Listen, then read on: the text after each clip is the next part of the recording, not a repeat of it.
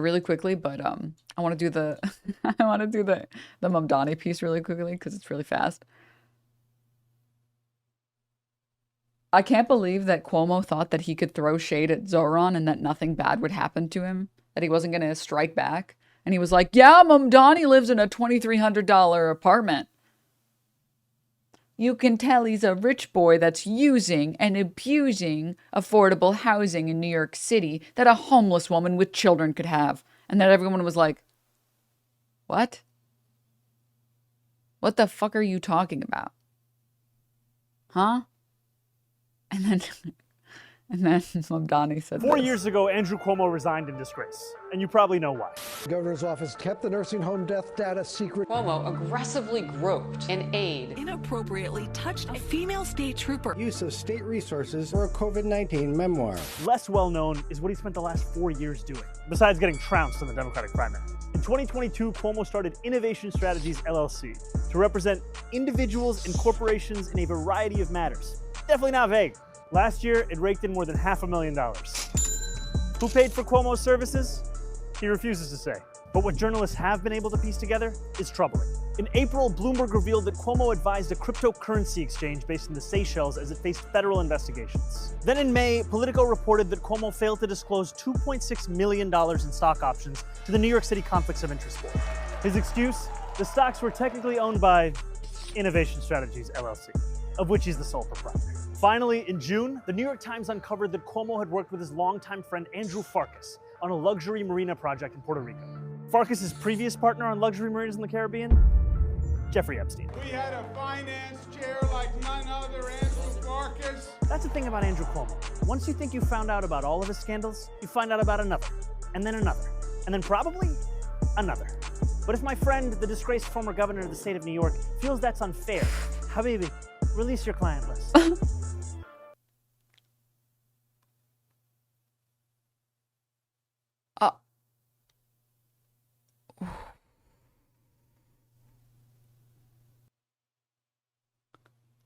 Dude, what was Cuomo thinking? What was he fucking thinking?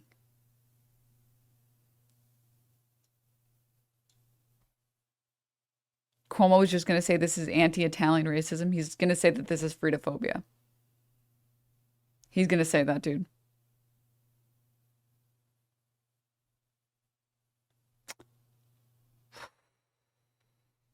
Half a year. Cheers. Cheers. Oh my God, I'm so sorry. I just missed all of these subs also. I was so busy doing announcements. All I want to see, thank you for the gift sub, Clear Watch. Thank you for the tier 1. Teeny Tiny Tina, thank you so much for the 25. Hassan Abi Jr., thank you for the 3 months. Pan, thank you for the 5 gift subs. Thank you. Rith, thank you so much for the 3 months as well. Master Beast, thank you for the 6 months. And Sternson, thank you so much for the 19. Cyclops, thank you for the 38 months. And the Hype Train, thank you. All right. We've arrived at socialism means no efficiency apartment thanks to Andrew. That's what that means. It means if you live in a $2,300 apartment, you are the bourgeois. You are part of the bourgeois. Yes. What was he thinking about? He was thinking about harassing women. Okay, that's also true. Yes. Yes. Zohran won by double digits in Jeffries' own congressional district. Hakeem Jeffries again declines to endorse Zohran Mamdani, saying he's going to have to demonstrate to a broader electorate, including in many of the neighborhoods I represent in Brooklyn. And that's, leader, where do you land on this mayoral race Dude. in New York, and in particular on Mamdani, who is clearly now the front runner in this situation, won the primary? You have not publicly come out endorsed him yet. And I'm curious what you're thinking. Denims is streaming. Well, he ran a strong race in the primary, obviously, relentlessly focused on affordability. New Harbor Project, thank you for the 5 gift subs. Thank you. Which is a big problem, of course, here in New York City, along with every other part of the United States of America. And he outworked the opposition. He outmessaged the opposition and out-organized the opposition. But now during the general election, of course, he's going to have to demonstrate to a broader electorate, including in many of the neighborhoods that I represent in Brooklyn, that his ideas can actually be put into reality. And that's, the conversation that he's having with me and having with people who are community leaders and residents in the 8th Congressional District I serve. And that sounds like you're not convinced then yet. No. Can you imagine having the first opportunity to give yourself any good fucking PR and you immediately fucking squander it? The easiest way for people like Hakeem Jeffries to finally get some love from the Democratic voters is to stand by the guy who got an insane amount of votes in his own fucking district. And he's like, no, actually, I'm going to stand against him. This is a good strategy. Well, we had one initial conversation. It was a constructive and candid conversation. It was centered around the community. And in that conversation, he indicated he'd like my help in putting together additional meetings with members of the congressional delegation, as well as leaders in many of the communities that I represent in neighborhoods like East New York and Brownsville, Canarsie, some of the more lower income working class neighborhoods that I may serve. I agreed to do that. That meeting is being put into motion right now. I just feel like Booker and Jeffries are like worse and worser Obama clones, like in the movie Multiplicity. They're just not good candidates. Like, they're not likable. They're on the level of like, okay, this might be a little bold. Okay, maybe not quite that same level, right? But they give the same level of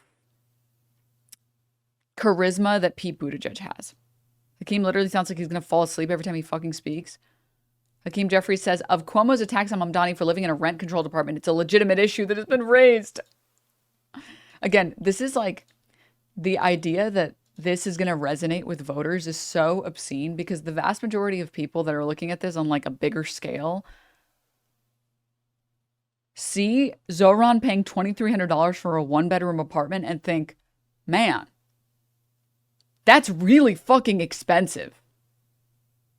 Andrew Cuomo has made the point that Zohran Mamdani lives in a rent-controlled apartment, even though he is not considered, quote-unquote, poor, and that Andrew Cuomo would actually try to create a law in the state that would prevent people like Mamdani from living in a rent-controlled apartment. Do you think that he should live in a rent-controlled apartment? Well, listen, that's an issue for the state legislators and the state government to work out. No, but it's a fascinating issue about affordability in this city, and whether there are folks who are living in rent-controlled apartments all across this city that effectively should be going towards poor people who need that affordability. Dude, CNBC. It's a legitimate issue that has been raised, and the Mamdani campaign is going to have to address it. Andrew Cuomo. Dude, Dems are so fucking out of... Dude.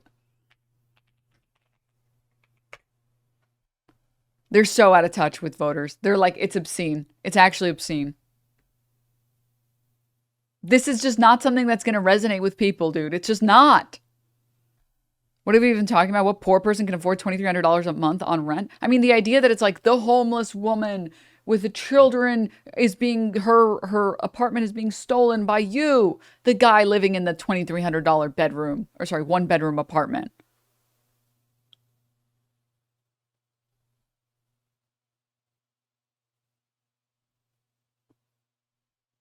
Cook the fraud, yeah.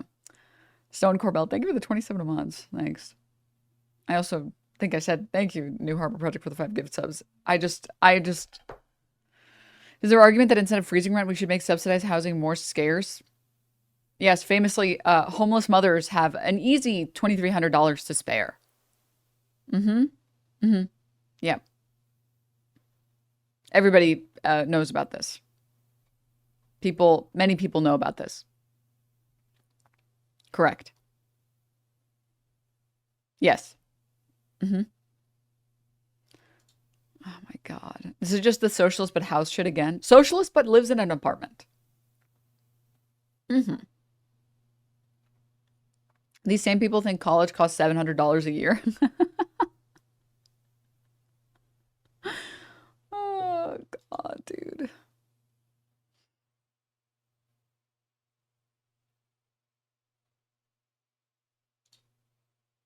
USS Jalapeno Poppers, thank you. Godzilla analysis. Thank you for the 10 months. But at Denims, Let me see.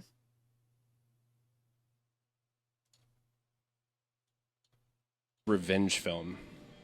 Go on. For monster movies, if you want to know what the movie is about, you just remove the monster. And whatever underlying tension between the characters that's left over, that's what the monster is actually an expression of. If you take Godzilla out of the movie, it's about a young woman named Emiko who is trapped between three people in her life. Her father, Dr. Yamane. There's Dr. Serizawa, who's been scarred by the war, and he's like all fucked up, but he's the man she's supposed to marry. And then there's Ogata, who's like young, hot, but he's like kind of like useless. Like he doesn't actually do anything in the movie. So she's trapped between these three men that are pulling her in all different directions. And every time the men are sort of like dictating how her life needs to be, the monster attacks. It's almost as if Emiko is summoning the monster to enact this rage against the patriarchal society that traps her. Have you driven this by anybody else? I've taken it for a few test drives. Clearly, you know, looking at me, I'm an expert on feminist theory of film. I'm going to sit with that for a minute. Sit with it. I'm going to sit with that. Sit with it and get back to me. I've never watched the original Godzilla, so I can't speak on that. Damn. L by me, dude. Fuck. You should? Yeah. You guys already know how difficult it is for me to fucking watch movies, chat. Please. You guys already know. Someone in chat was like, watch Peacemaker. It's like, dude, I'm trying. I'm one episode at a time. One foot in front of the other. All right? All right. Now. Peacemaker's so good. It is pretty good. I won't lie. It is pretty good. It's pretty good. But can I just ask why it's super controversial for me to hold the belief that if you have a penis, you're a man, and if you don't, that means you're a woman? It's not that it's a controversial opinion. It's actually one of the least controversial opinions that you can have under the Trump administration. It's actually the most basic, bitch-made opinion you can have. It is the least dangerous opinion to hold. It is the most boring opinion to hold. This is like me saying, can I just say that, like, sometimes I drink water? Can I just say that? Can I ask why it's super controversial for me to just sometimes drink water? It's like trans people are literally having their fucking passports remade with their old gender identity or gender marker on it. Like this is the safest time in the past, I would say, decade to be transphobic. You can just say that you're just doing right now. Okay, let's just be real for a second. You're just being like, can I say I like the status quo? Yeah. So it's not super controversial. It is, however, wrong. And that's why people make fun of you. You're doing the equivalent of saying, this is third grade biology. There's only 3 matters. Plasma isn't real. It's a mental illness you made up in your head. Plasma doesn't exist. I would know. My 3rd grader teacher taught me that. It's like, okay, you know, there's like 4th grade and then like 5th grade and then like, don't get too crazy, but 10th grade, 11th, college. There are other levels that you haven't quite reached. And if you were willing to like read medical papers, you would understand why you were wrong about this thing. Flexing that 3rd grade education, yeah. So, yeah. It's a transitional state of matter, so they don't really count it. Big trans attacking yet again. Big trans attacking biology yet again. Unbelievable. Unbelievable. Matter exclusionary radical physicist.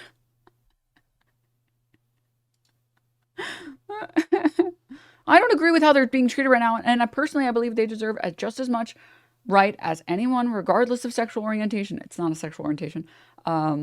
But I still don't understand why I have to change my moral viewpoint on what their gender is. You do not have a moral viewpoint on this.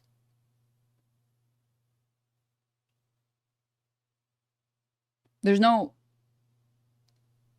moral basis to whether or not Denims you is streaming. agree with reality. That's not a moral viewpoint. That's just your feelings. That's just, I think it should be like this because my third grade teacher told me this, and I never bothered to see if there was any greater literature on this topic.